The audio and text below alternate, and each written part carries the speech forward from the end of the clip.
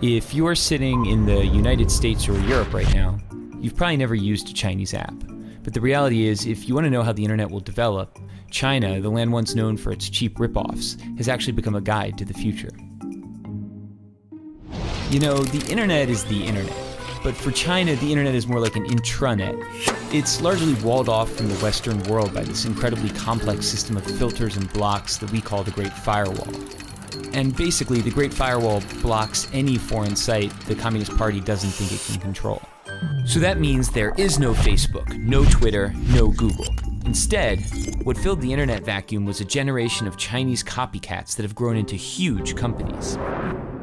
So for Google, you had Baidu. For YouTube, you had Youku. For Twitter, you had Sina Weibo, and the list goes on and on. It's almost as if the Chinese internet is a lagoon as an aside to the greater ocean of the internet. And in that lagoon, there are these swamp monster apps that bear some resemblance to the creatures in the ocean, but are mutated in some ways because they evolved in a different kind of environment. But things have started to shift in the sense that before, no one outside of the lagoon really cared about the swamp monsters. But now all of a sudden, some of the features they've developed are so amazing that Western apps are trying to copy them. And the greatest example of this is WeChat. WeChat is an example of, for lack of a better word, a super app. It's a Swiss Army knife that basically does everything for you. It's your WhatsApp, Facebook, Skype, and Uber. It's your Amazon, Instagram, Venmo, and Tinder. But it's other things we don't even have apps for. There are hospitals that have built out whole appointment booking systems. There are investment services. There are even heat maps that show how crowded a place is, be it your favorite shopping mall or a popular tourist site. The list of services goes on basically forever. But it's not the variety of things you can do on WeChat that makes it so powerful. It's the fact that they're all in one app. So why does that matter? Hypothetically, imagine you're sitting at home and one day you notice your corgi is dirty. You open WeChat, hit a few buttons, and a few hours later a man shows up at your door with some shampoo and a big vacuum. Your dog gets cleaned and he looks great.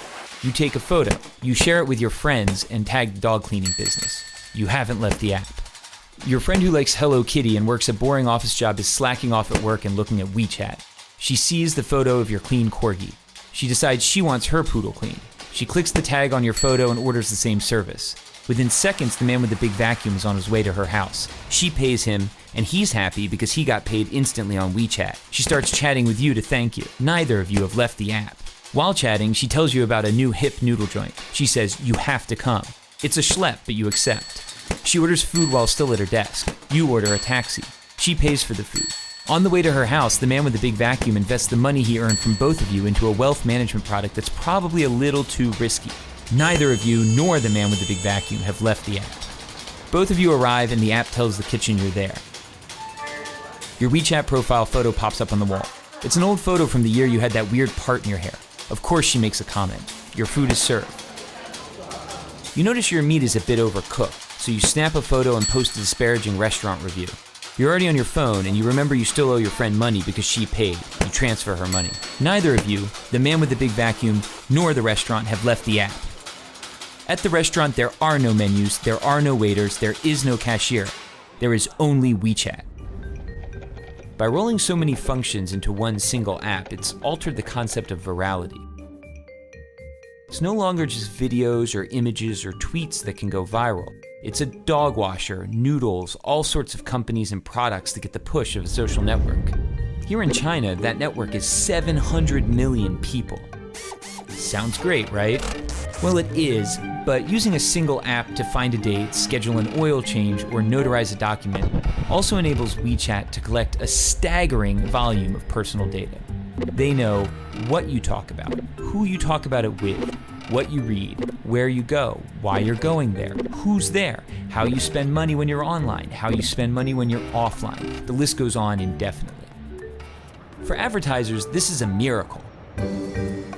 It's the combined data of Facebook, Amazon, Google, and PayPal, all in one place. The problem is, all of the data is information Chinese companies are forced to share with the Chinese government, which has a long record of human rights violations and isn't exactly shy about stalking its citizens. So if you're not in China, why does this matter? It matters because we're starting to see a number of Western tech companies attempt to replicate super apps like WeChat.